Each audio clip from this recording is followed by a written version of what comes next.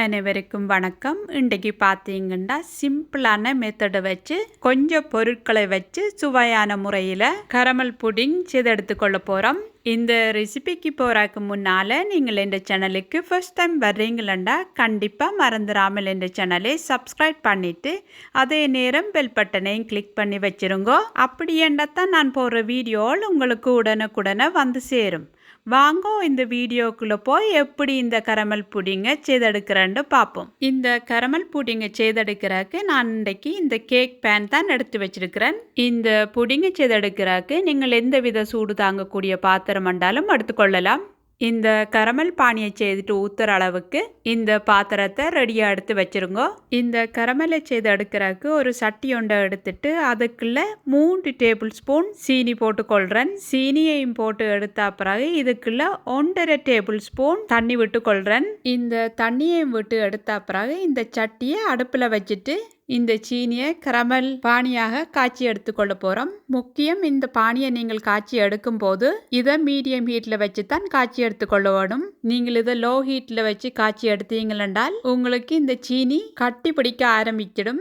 அதே நேரம் இதை ஹை ஃப்ளேமில் வச்சு செய்தீங்களென்றால் சீனி பானி கருகி கசப்பு தன்மைக்கு வந்துடும். இதே நீங்கள் மீடியம் ஹீட்டில் வச்சு செய்தீங்கன்னா கண்ட்ரோல் பண்ணி இதை அழகாக செய்தெடுத்து கொள்ளலாம். இப்போ பார்த்தீங்கன்னா இந்த சக்கரை பானி நல்ல ப்ரௌன் கலராக மாற தொடங்குது. இது 2-3 செகண்ட்லேயே நல்ல அளவுக்கு வந்துடும்.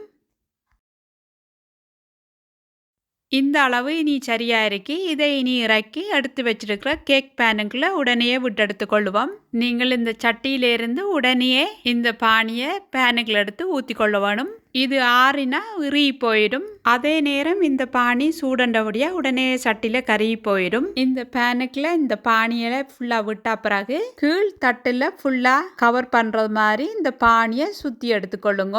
இப்படி இது கவர் பண்ணி எடுத்த பிறகு இதை ஓரத்தில் வச்சுட்டு வேறு என்ன செய்து எடுத்துக்கொள்ளணுன்றதை பார்ப்போம்.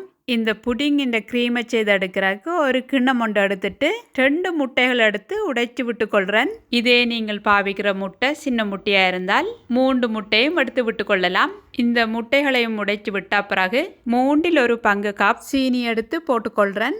அடுத்ததாக 1 டீஸ்பூன் வெனிலா எசன்ஸ் எடுத்து விட்டுக்கொள்கிறேன். இது எல்லாத்தையும் போட்டு எடுத்த பிறகு ஒரு விஸ்க் பண்டு வச்சு இது எல்லாத்தையும் வடிவாக நுரைக்க அடிச்சு எடுத்துக்கொள்கிறேன். முட்டைகளை சீனி கரையை இப்படி அடித்து எடுத்த பிறகு இதுக்குள்ள 1 கப் பால் விட்டுக்கொள்கிறேன். பாலையும் விட்ட பிறகு திருப்பி 1 தடவை பிஸ்பால திருப்பி 1 தடவை வடிவாக அடிச்சு எடுத்துக்கொள்ளுங்க. இப்படி நன்றாக இந்த மிக்ஸை அடிச்சு எடுத்த பிறகு இனி கரமல் விட்டுருக்கிற கேக் பேனுக்குள்ள எடுத்து வடிகட்டி விட்டுக்கொள்ளுவோம்.